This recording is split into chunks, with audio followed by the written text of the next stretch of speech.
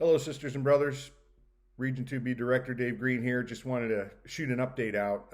First, I definitely want to start by thanking all the veterans that have served this great nation. It's Veterans Day today, and a lot of people in this country stand up every single day. They're out there now fighting for our freedom. My favorite veteran, my dad, thank you. To all the veterans, thank you. This is why we live in a free country and have the opportunities that we do. I also want to give you a little update here from the region. Two potential strikes coming up here this week. Mobis, Local 12 up in Toledo, contract is expiring, and unless that company starts making some moves, good chance for a potential strike as early as Monday. And Local 933 down in Indianapolis, Indiana, Allison Transmission. Again, the company doesn't start moving, there's a good likelihood we'll be out on strike there on Tuesday. Now, big three contracts. People are out there voting. I know that all across the big three. If you didn't know, like, I'm a GM guy, so for this, for me, that's a little focus towards the General Motors contract, just because I've lived it my whole life. B, I'm a Lordstown guy. If you didn't know, came from a closed facility, and so look, these are historic contracts, and I'm not trying to sell you anything. Every member has a choice. Every member has a vote. Use it. That's what we're supposed to do. Is use our power as members to go vote, whether you're for it or against it, and whatever your reasons are. I get it, right? Everybody has different reasons for supporting what they do. But for me, cost of living, if you've never had it, then you don't get it. Because COLA is where we got all our gains. I used to love the cost of living, and when it went away, I just thought, man, if we could just get cost of living back, if we can get the COLA back, and when we got it, I was taken aback, right? Because they said it'll never come back, and it did. So that for me was huge. The other thing that was real big for me personally is the 25% wage increase. I'm a traditional worker, a little extra money on my pension, but 25%, I'm going back in history trying to find a contract where I had this much gains, and I can't. There's been nothing in my career and my lifetime. And look, I started in 1989. Temporary worker, summer helper, D2. They called me a lot of things for 6 years. I got hired in 1995. Great job, great life. I was able to raise a family, made good money, and 2000s and beyond. And really, after I got hired, it never really went up. It's just it continued to go down and down and down. This is the first time I'm seeing a contract that's going to take me up. Exactly where I want to be? No. Should we do we deserve more? Yeah, absolutely, we deserve more. But I try to remind folks, if you've ever broken anything, I don't care if it's a window or a relationship, you can never put it back together the same. And let's be honest here. Decades of shit, right? We can't fix it in months. It's been months, right? Our president, about 7 months he's been in office. Me, about 11. So we've been trying to make changes, but really, I think it is a historic contract, and also for the GM piece, for me, it's the Lordstown issue, right? But make no mistake, the members couldn't have gotten any of this. It's the ones that were standing up to strike, absolutely out there on the line, fighting the fight. The other piece, right, is the members that voted for change.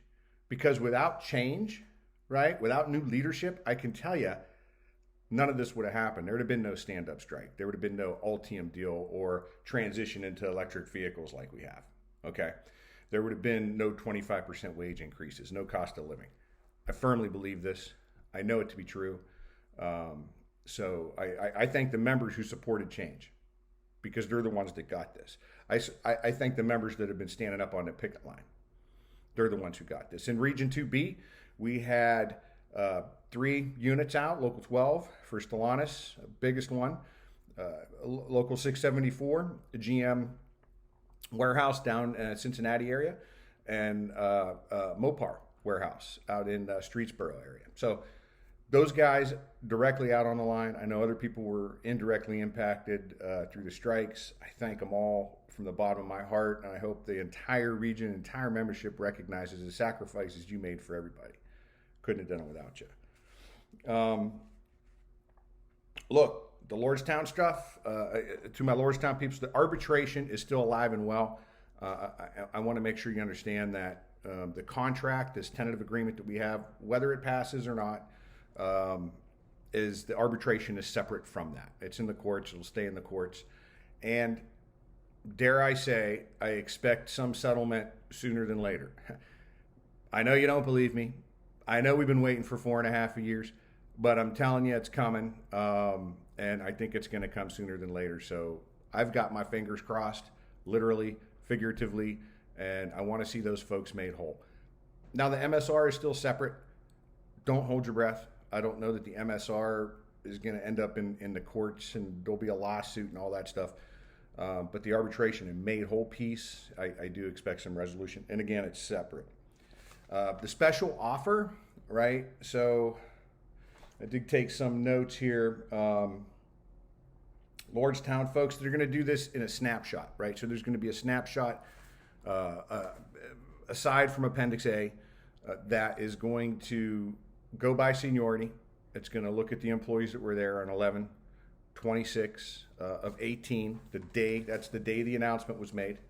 And I gotta make sure you recognize that the whole Altium coming under, like leased out employees, this is all permissive subjects.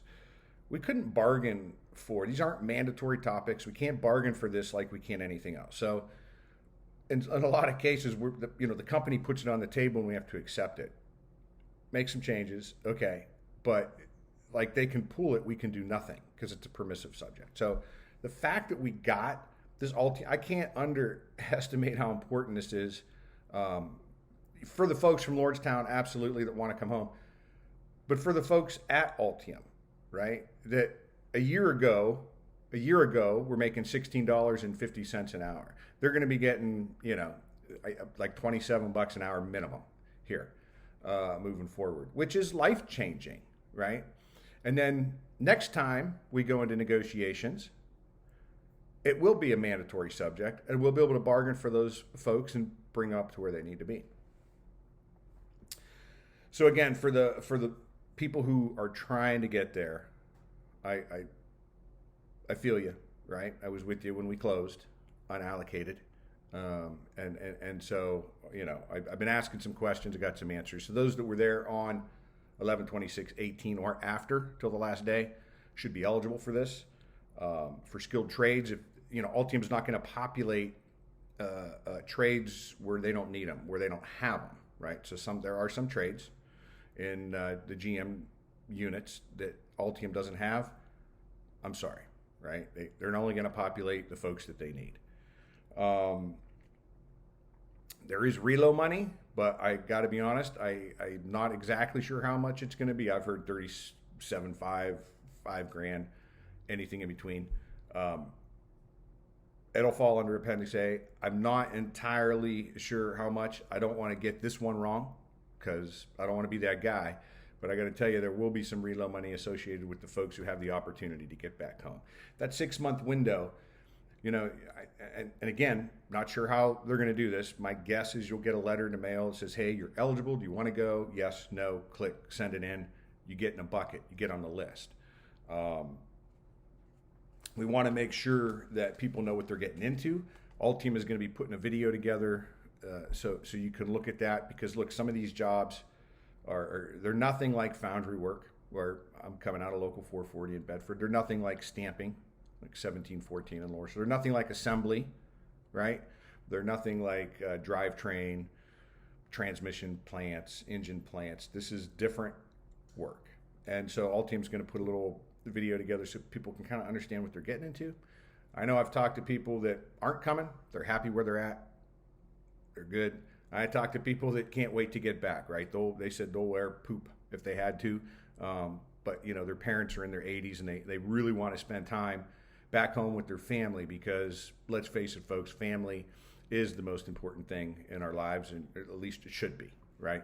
So, absolutely, I get it, and everything in between. Some people, in my situation, 95 guy, next year I could retire, take the 50K and leave. I probably wouldn't be moving back. Obviously, I'm in a different position now, so it changes everything. But had I still been in the GM system like I was this time last year, I'd be looking at probably just staying where I was and retiring, next year. But again, everybody's got their own opinions.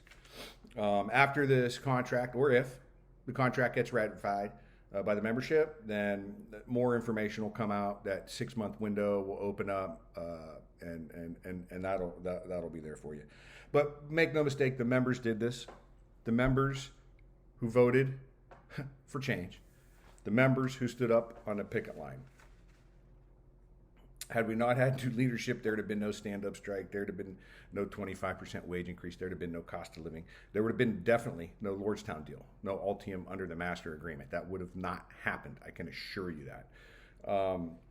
So I want to definitely thank the members. Again, I also want to thank the veterans. It's Veterans Day. I want to wish everybody a happy Veterans Day.